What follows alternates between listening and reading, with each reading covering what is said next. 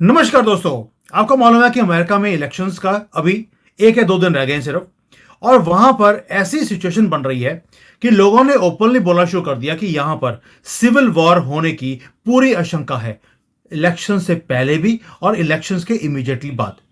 और अमेरिका अपने आप को सुपर पावर बोलता है, डेमोक्रेटिक वैल्यूज की बात बोलता है, बैलेट बॉक्सेस जलने शुरू हो गए हैं।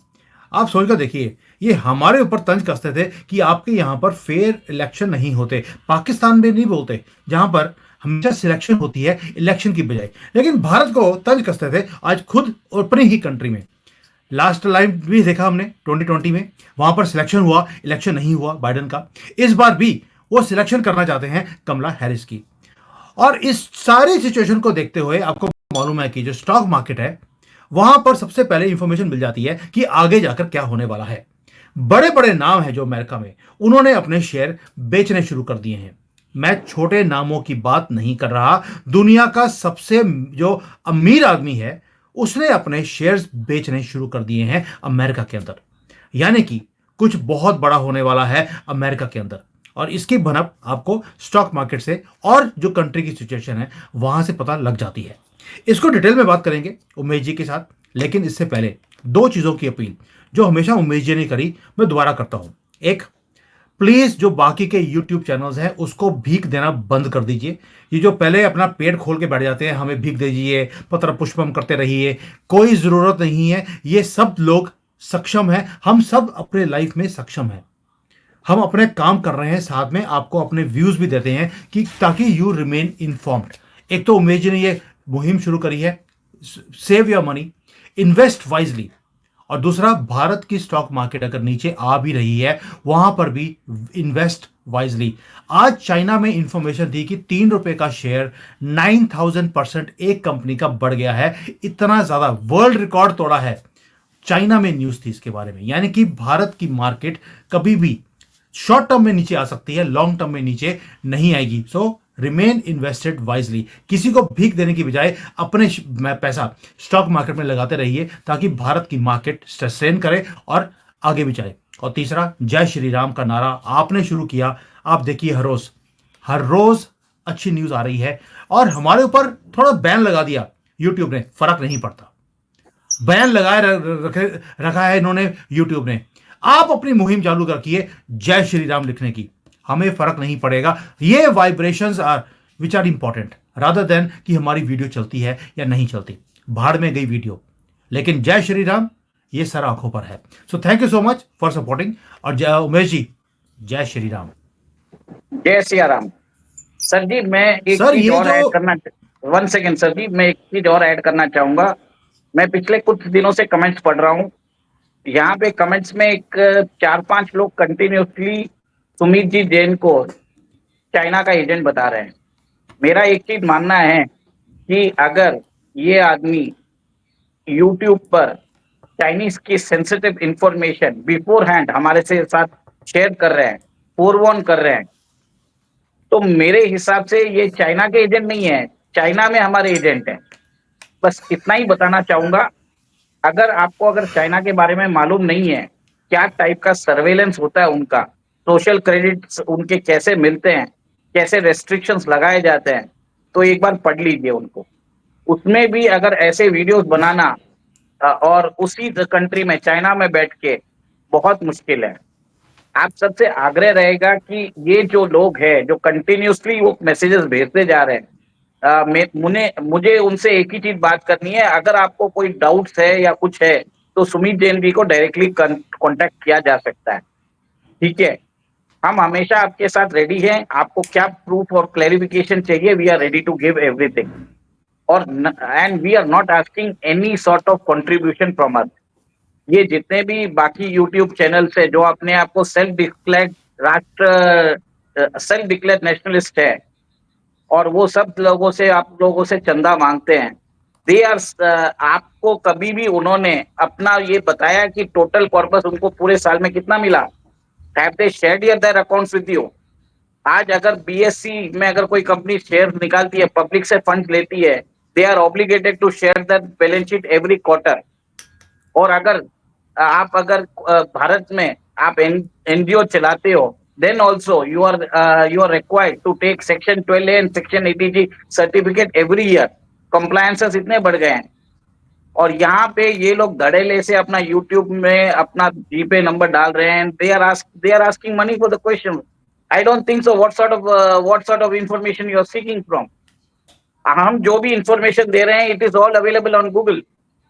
हम ये नहीं बोलते कि हमको सब कुछ मालूम है, बट व्हाट द प्रॉब्लम, हमारा एक्सपर्टाइज कहाँ आता है? We are able to catch the early trends. That's why we are able to make advance predictions.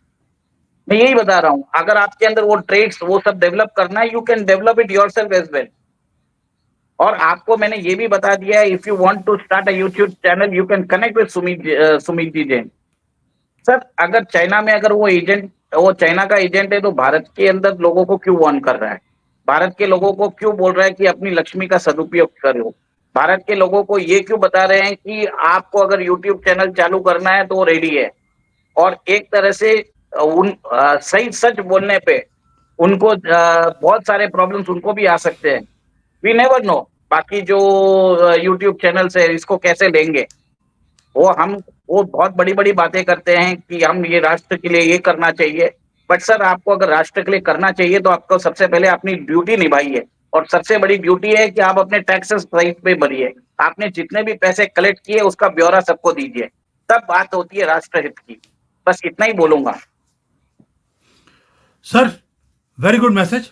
आज मुझे लगता है हमारा ओपनिंग कमेंट ही 6 मिनट का हो गया है. लेकिन अभी आते हैं अमेरिका के ऊपर. ये जो कमली है, कमली इज ट्रम्प्ड.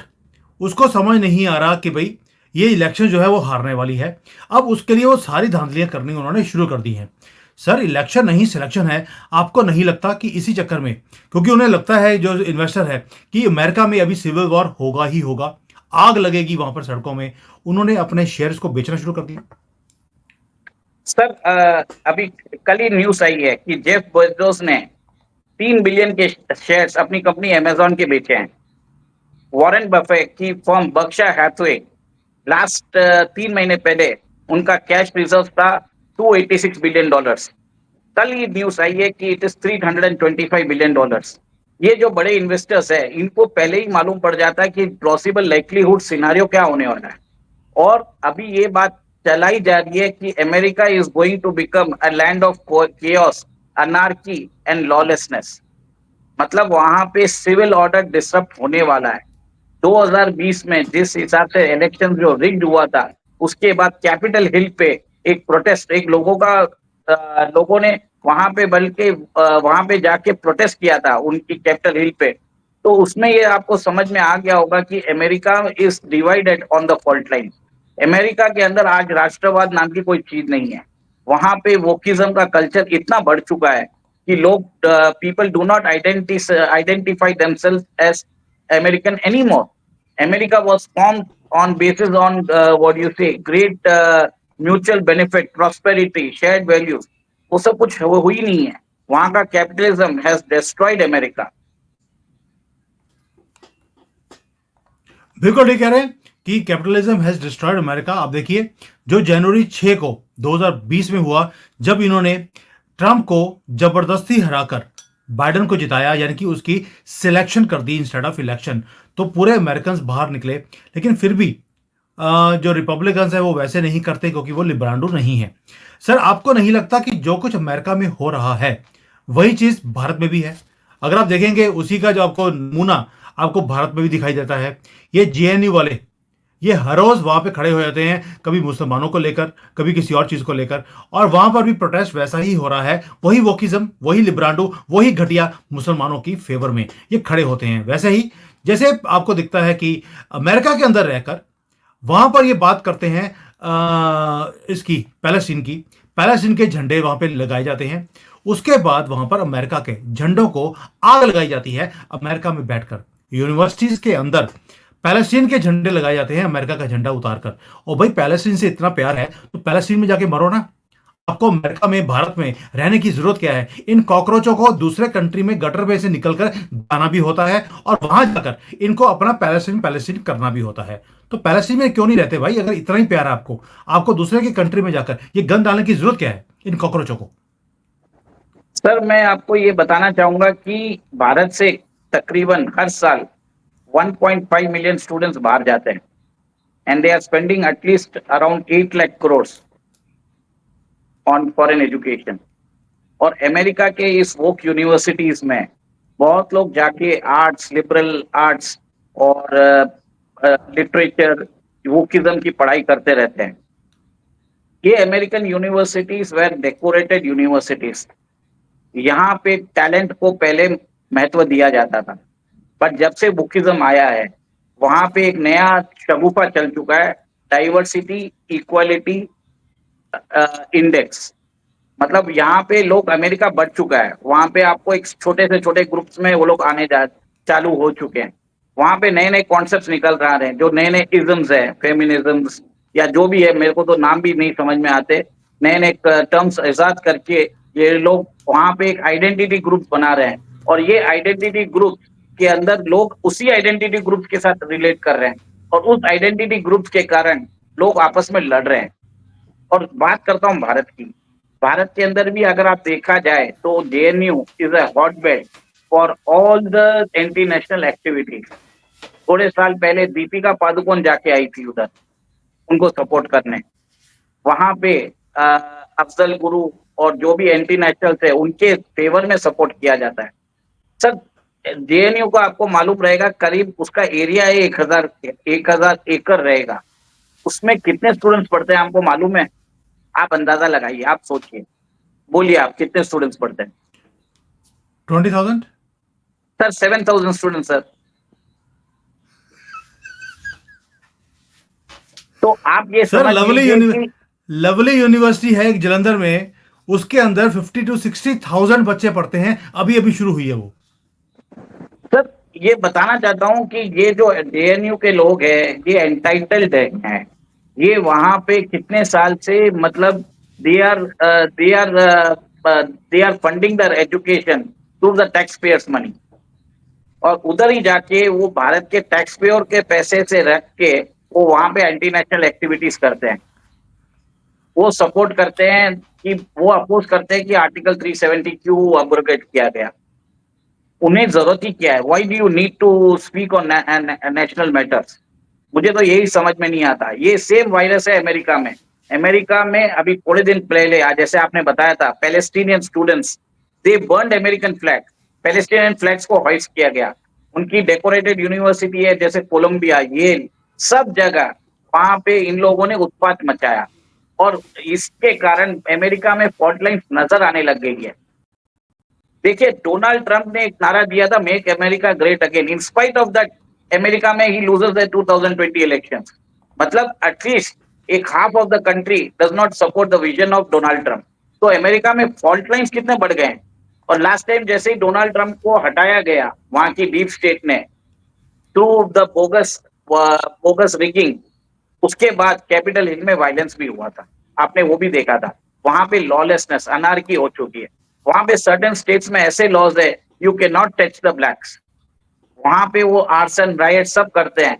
दिन दहाड़े वो कोई भी स्टोर में जाके वो डकैती करते हैं, और वहां पे भी उनको पकड़ा नहीं जाता। अमेरिका में एक और एक चीज हो रहा है सर, वहां पे लोग लार्ज स्केल माइग्रेशन हो रहा है from the blue rule state to the red rule states. मतलब ब्लू डिनोट किया जाता है डेमोक्रेट्स को, रेड को डिनोट किया जाता है रिपब्लिकन्स को। So many companies are moving towards the red rule states. Even Elon Musk, उन्होंने अपने कंपनी को शिफ्ट किया है। I don't remember which state, but he has shifted to the Republican state. पहले वो एक डेमोक्रेट रूल स्टेट में थे। वहां पे इतना ज्यादा, वहां पे कंट्री में इतनी ज्यादा प्रॉब्लम हो गई है कि पीपल की डेमोक्रेट जहाँ पे वो गवर्न करते हैं वहां पे लॉ एंड ऑर्डर का प्रॉब्लम चल रहा है। वहां पे बिजनेसेस सर्वाइव नहीं कर पा रहे हैं। हाई रेट ऑफ टैक्सेस है वहां पे। ये यहाँ पे ऐसा भी हो गया कि पब्लिक जो उनके जो पब्लिक वेलफेयर प्रोग्राम्स है उनको फंड नहीं किया जा पा रहा है। सर सेम चीज इंडिया में हो रहा है। आप देखिए कांग्रेस रूल स्टेट में, देखिए प्राइम मिनिस्टर ने भी बोला था कि कर्नाटका, हिमाचल प्रदेश और तेलंगाना में वहां पे कांग्रेस की सरकारों ने आपको झूठे वादों से, आपको लुभावने प्रोमिसेस दे के सत्ता में आ गए, पर अभी वो पूरा नहीं कर पा रहे। अभी देखिए थोड़े दिन पहले आयुष्मान भारत स्कीम उन्होंने लॉन्च की थी, पर उन्होंने देश से माफी मांगी कि दिल्ली के अंदर और वेस्ट बंगाल के अंदर वो जो 70 साल के अबव जो भी वृद्ध है उनकी सेवा नहीं कर पाएंगे। इसका मतलब ये देखिए कि भारत के जैसे भारत में जो हो रहा है एक एक साइलेंटली होता जा रहा है, जो अमेरिका में अभी चल रहा है, वहां पे प्रॉब्लम्स बढ़ते जा रहे हैं। भारत में भी यही सिचुएशन क्रिएट करने की कोशिश की गई। आपने देख लिया था फार्म प्रोटेस्ट, फिर बाद में शाहीन बाग, रेस्टलेस प्रोटेस्ट, और थोड़े दिन पहले ये जो अर्बन नक्सल्स है, इन्होंने अपने अवार्ड देना वापस चालू किया था। एक तरह से मी टू मूवमेंट भी चलाया गया था। तो एक तरह से ये जो जितने भी मूवमेंट्स है जो वेस्टर्न फंडेड है और उनकी मीडिया उनको एम्पलीफाई करती है, दिस आर द वेज कि वो चाहते हैं कि डेमोक्रेटिकली इलेक्टेड रेजिम में नेशनलिस्ट लीडर्स ना आए। अमेरिका में भी वैसा ही हो रहा है। अमेरिका में डोनाल्ड ट्रंप का एक ही नारा है कि मेक अमेरिका ग्रेट अगेन। वहां की जो डीप स्टेट है, वहां की जो बड़ी कॉर्पोरेट्स है, कंपनीज है, वो नहीं चाहते कि अमेरिका में आ जाए। वो खुद अमेरिकन पीपल का दमन और शोषण करते हैं, और वो भारत में भी यही काम कर रहे हैं।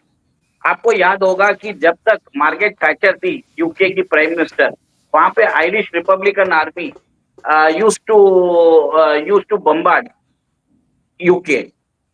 जैसे ही वो हटी और उनके बाद जॉन मेजर आए, वो मूवमेंट कहाँ गया? आपने तो कभी सुना है आयरिश आईआरए का? कभी? तो नेवर। सर अमेरिका तो मैन्युफैक्चर करता रहता है, और आज उन्होंने वही खालिस्तान एक्टिविस्ट को अपने यहाँ शरण दे के रखी है। जो अमेरिका है, ऑस्ट्रेलिया है, कनाडा है, यूके है, न्यूजीलैंड है, ये सब उसके वसाल स्टेट्स है। सब लोग चाह के कोऑर्डिनेट वे में उन्होंने खालिस्तान मूवमेंट को बढ़ाया है।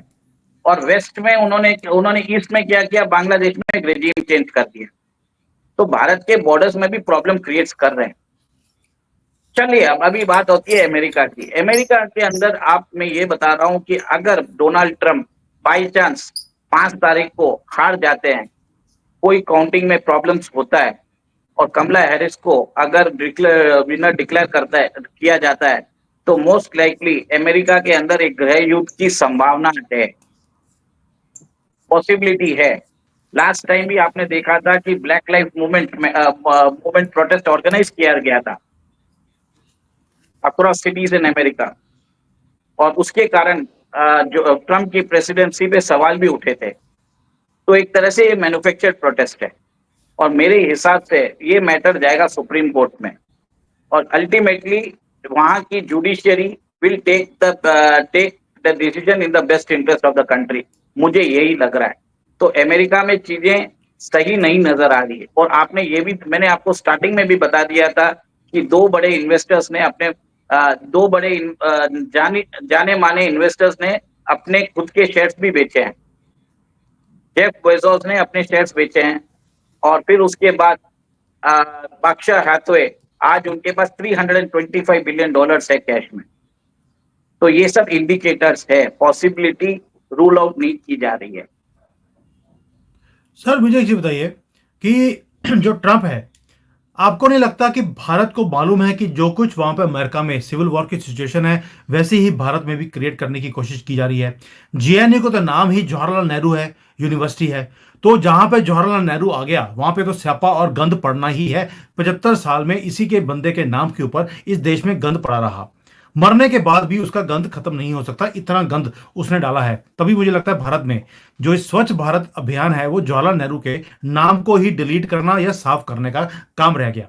तभी मैं बार बार बोलता हूं, आपके एरिया में जहां पर भी आपको कोई कूड़ादान दिखता है, उसके ऊपर आप जवाहरलाल नेहरू कूड़ादान, इंदिरा गांधी कूड़ादान, राहुल गांधी कूड़ादान आप लिखना शुरू कर दीजिए। वैसे ही गंदगी सफाई होनी शुरू हो जाएगी इस देश के अंदर। सर, ट्रंप ने आना है। अगर मेरी अपनी पूरी ख्वाहिश है कि ट्रंप आए, और मैं भी बार बार बोल रहा हूं कि इसे सुप्रीम कोर्ट में जाकर लड़ाई करनी पड़ेगी अपने दावा करने के लिए। बट आपको नहीं लगता कि ऑलरेडी थोड़ा सा रोना और धोना शुरू हो गया है ट्रंप के आने से पहले, और यही रीजन है कि ट्रंप को हराने की कोशिश की जा रही है।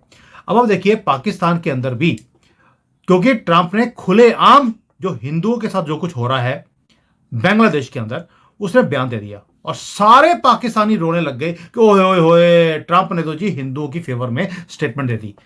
जब हिंदुओं के ऊपर अत्याचार होता है बांग्लादेश में जानवरों की तरफ से, तब कोई नहीं बोलता, तब तो कहते देखिए कितना अच्छा काम कर रहे हैं हमारे मुसलमान भाई। लेकिन ट्रंप ने हिंदुओं के लिए वहां पे स्टेटमेंट दे दिया है, अभी तो प्रेसिडेंट बना नहीं है, अगर बन जाएगा उसके बाद क्या कुछ करेगा वो तो सबको दिखता ही है। क्या ये भी एक रीजन है जिसके कारण सारा डीप स्टेट, सारे लिब्रांडो, सारा ये जानवर ये शुरू हो गए हैं कि किसी तरीके से ट्रंप हार जाए? सर, ट्रंप ने सिर्फ हिंदूज की बात नहीं की है, उन्होंने सिंधुज, क्रिश्चियन, सिख्स की बात भी की है। ट्रंप का एक ही चीज है कि he wants to end war, he wants to have bilateral negotiations.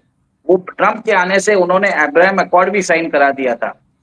वो वहां पे जाके नॉर्थ कोरिया के डिक्टेटर से भी मिल चुके थे।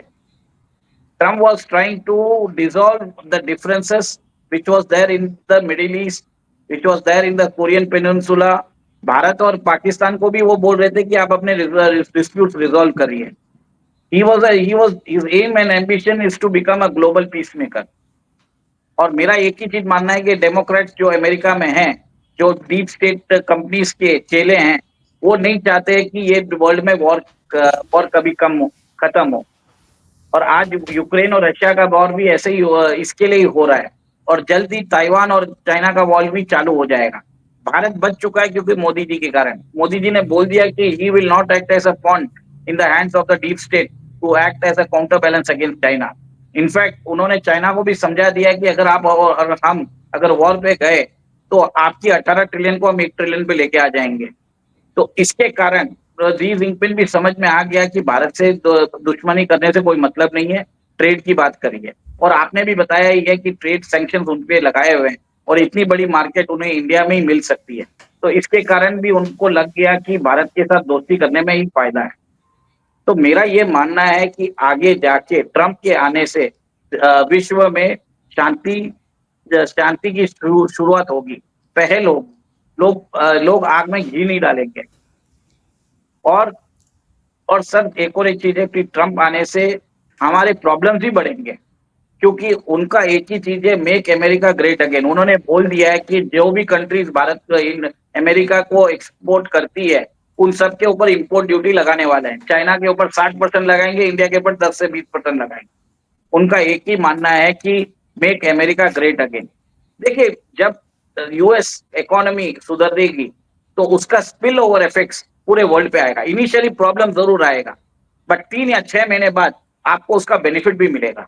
वॉर्स कम होंगे, प्राइसेस कम होंगे, क्रूड के दाम कम होंगे, मटेरियल्स के दाम कम होंगे। जब इनपुट कॉस्ट कम होने से सबका दाम कम होगा, इसके कारण डिस्पोजेबल इनकम वर्ल्ड के लोगों के हाथ में आएगी। तो ये जरूरी है, एक तरह से मेरा मानना है।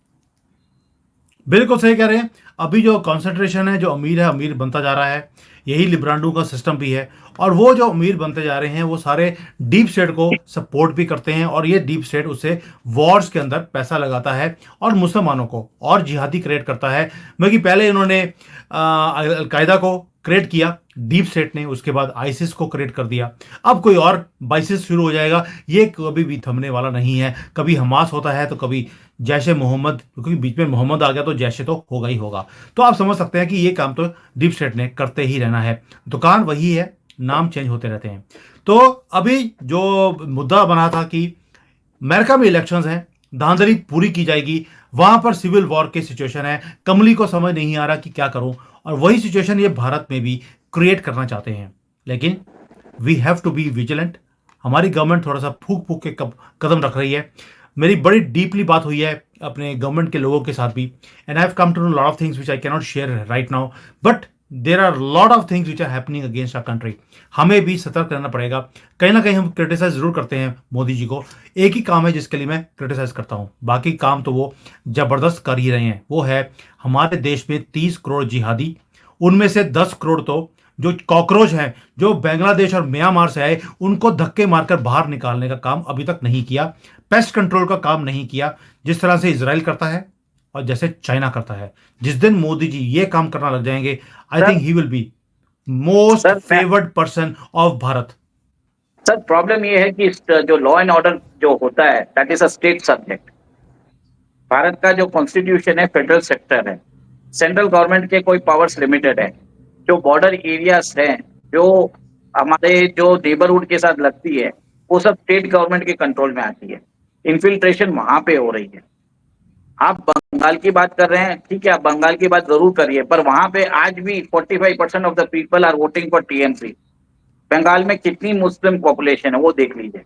But somewhere down the line हमारे सेक्युलर हिंदूज हैं, वो खुद इनको सपोर्ट कर रहे हैं।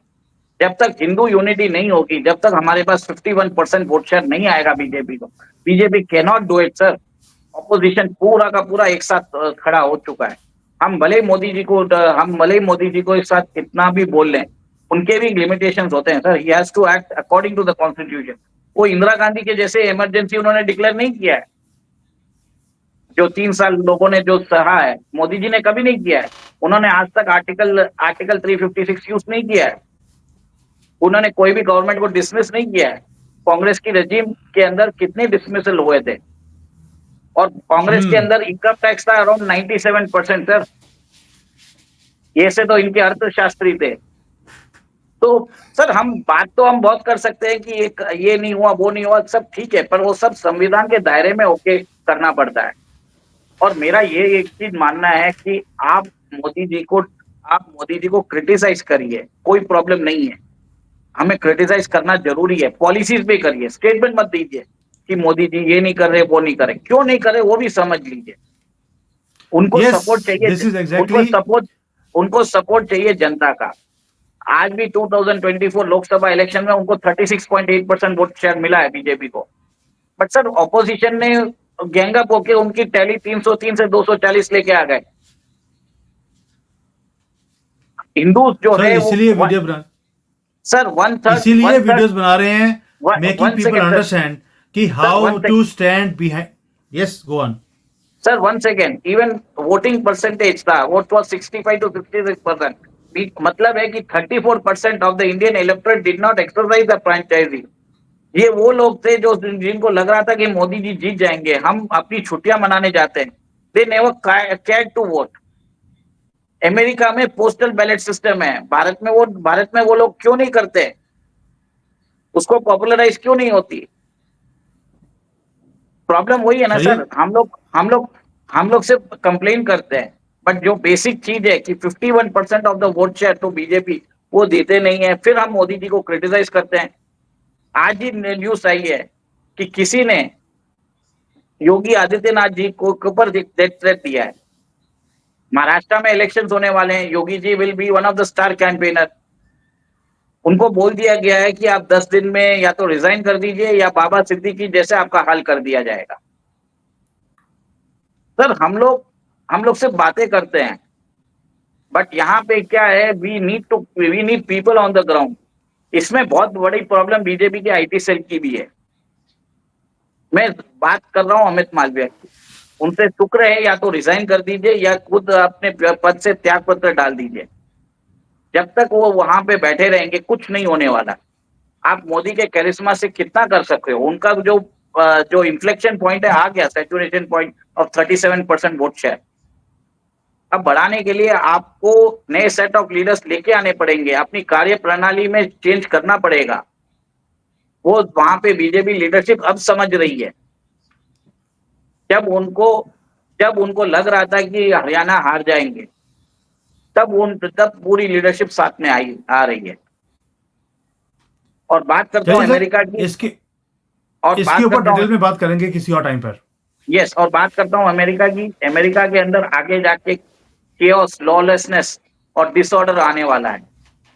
वहां पे कैपिटल कंट्रोल्स लगाए जाएंगे कि आप अपने पैसे निकाल नहीं पाओगे। यहाँ तक रिपोर्ट्स आई है कि बहुत सारे वेल्थी अमेरिकन वो सेकेंड पासपोर्ट के लिए एप्लीकेशन डाल चुके हैं, और एक्सटेंडेड स्टे के लिए वो बाहर की कंट्री में वीजास ले रहे हैं। क्योंकि once they relinquish the American passport, they have to pay 55% tax on their assets। ऐसा कुछ है, रियल अनरियलाइज्ड और कैपिटल गेन्स उनको देना पड़ता है। तो सर ये बात हो रही है कि अमेरिका के अंदर प्रॉब्लम आने वाला है, और वहां पे कैपिटल कंट्रोल्स लग जाएंगे। कैपिटल कंट्रोल्स ऐसा होगा कि you will not be able to pull back your money from America. वहां पे एग्जिट टैक्स तो नेदरलैंड ने लगा ही दिया है। तो मेरा ये मानना है कि जितना भी है, situation in America is not getting better. बहुत चांसेस है कि वहां पे रिसेशन आ जाए और वहां पे एक डीप करेक्शन आए उनके स्टॉक मार्केट्स में, बहुत बड़ी पॉसिबिलिटी है। और फेड का भी मीटिंग चल रहा है अराउंड 5th या 6th को, जिसमें देयर इज एन एक्सपेक्टेशन कि 0.25 बेसिस पॉइंट्स का रेट कट होगा। और आपने भी बताया कि 4 to 9 नवंबर को चाइना में मीटिंग चल रही है और उन्होंने भी उनके पास 2 एक्शन प्लान रेडी है। अगर कमला हैरिस आई तो क्या करना है, ट्रंप आए तो क्या करना है, उसके ऊपर आपने बहुत ही अच्छा वीडियो बनाया है, जिसको यूट्यूब ने रेस्ट्रिक्ट भी कर दिया है। आप एक काम करिए कि सुमित जी के चैनल में जाके उस वीडियो को जरूर देखिए, उसमें बहुत गहरे इंसाइट दिए हैं, और उस वीडियो को शेयर करिए। आपसे रिक्वेस्ट और दरख्वास्त है। बस इतना ही बोलना चाहूंगा। Thank you. जय Siya Ram. Thank you sir. जय सिया राम।